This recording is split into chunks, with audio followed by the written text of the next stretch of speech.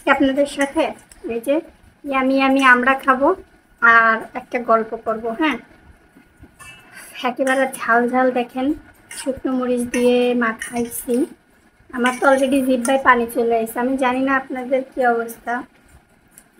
আমি আজকে ফেসবুকে স্ক্রল করতে করতে একটা গল্প পড়লাম।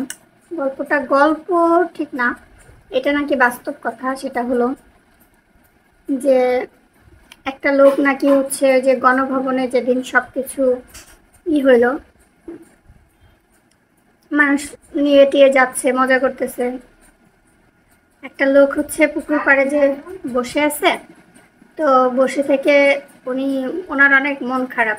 তা উনি একজনের সাথে গল্প করতেছে, দেখতেছে যে ওইখানে নাকি অনেক খাবার ছিল, অনেক খাবার, মানে 10 প্রকার বা 12 প্রকারের বুফে রান্না করা ছিল। তারপরে হলো যে আরো অনেক কিছু ছিল। তো অনেক কিছু থাকার পরে উনি কোনো কিছু নেয় নাই। কারণটা হলো যে ওনার বাচ্চাকে উনি কিছু কিনে খাওয়াইতে পারে না, ওনার অনেক সমস্যা হয় টাকা পয়সার। অথচ যে মানুষটা কাঁঠাল খাওয়ার কথা বলে, আরও মানে এটার বদলে ওইটা খান, ওইটার বদলে ওইটা খান বলে, অথচ তার বাসায় একটা খাবারের আয়োজন।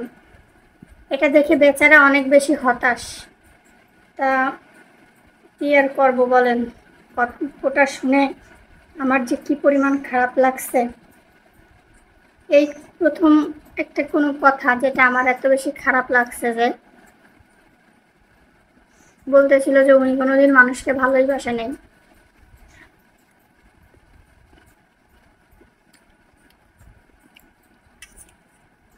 যার কষ্ট তারই। আসলেই মানুষ শুধুমাত্র, আমার দুঃখটা একজনের কাছে গল্প, আর আমার দুঃখটা আমারই। আবার অন্যের দুঃখটা আমার কাছে শুধুমাত্র একটু নিছক গল্পের থেকে আর বেশি কিছু না। আমরা আসলে কখনোই একজন আর একজনকে বুঝতে পারি না।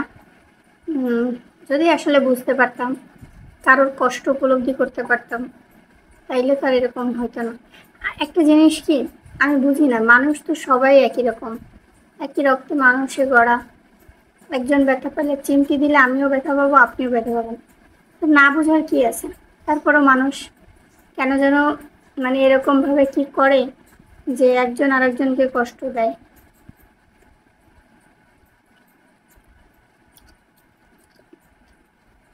যাই হোক, অনেক মজা হয়েছে, ঝাল ঝাল, মজা লাগতেছে খেতে। স্কুল জীবনের কথা খুব মনে পড়ে। স্কুলে একটা আমরা কিনে খাইতে কি মজা যে লাগতো। গুড।